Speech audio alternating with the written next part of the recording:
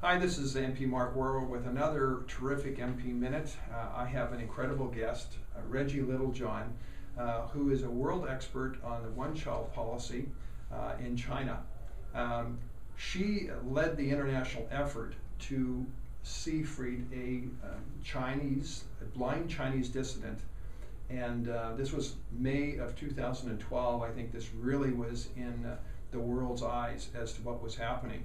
You were involved with this far before that. Chen Guangcheng, he was considered an enemy of the state of China. What was his offense? Well, basically, Chen Guangcheng is a self-taught lawyer. He started out doing disability rights because he was blind.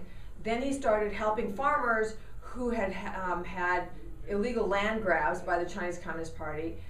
That did not get him into trouble. What got him into trouble was standing up for the rights of women not to be subject to forced abortion. Chen Guangcheng exposed the fact that there were approximately 130,000 forced abortions and sterilizations just in his city, Langley City, in 2005. And that's what got him characterized as an enemy of the state. He actually filed a class action lawsuit against the Chinese Communist Party for forced abortion on behalf of the women of Langley. And for that, he was tried in just a kangaroo court. His own lawyers were not allowed to attend the trial. He was convicted of disrupting traffic, was actually what he was convicted of, and then sentenced to 4 years and 3 months in jail, during which time he was tortured and denied medical treatment. Then he was put out into strict house arrest, where they had 22 cadres in 3 shifts. So every 8 hours, 22 more cadres, 66 cadres, surrounding his house, so that he was constantly watched. They actually put metal plates over the windows.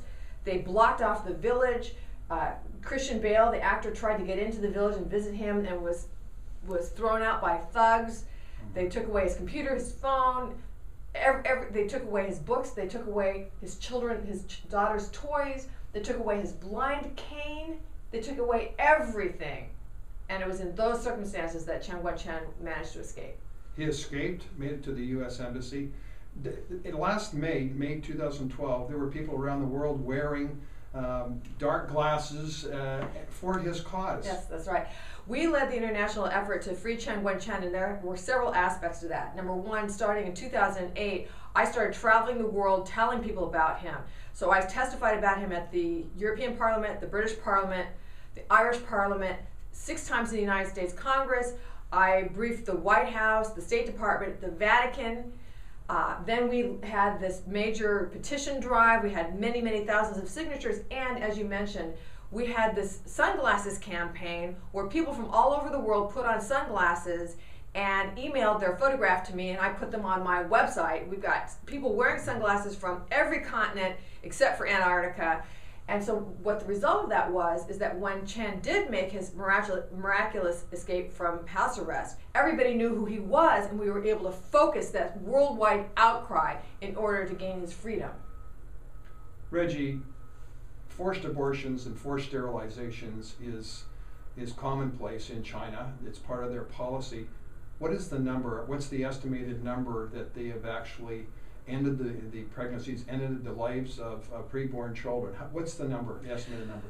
The Chinese Communist Party boasts that they have prevented 400 million births through the one-child policy. That is greater than the entire population of the United States.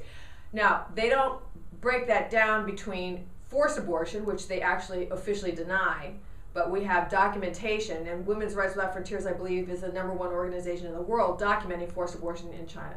They don't break down that 400 million number between forced abortion, elective abortion, forced sterilization, infanticide.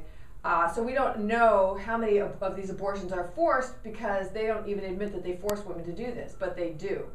Well, Chen Guangcheng did. He stood up against that. He was considered an enemy of the state of China because speaking out against this evil. And I want to thank you on behalf of the Government of Canada for standing up for women's rights and for what you were able to accomplish and for freedom for Chen Guangcheng. Thank you so much. Thank you.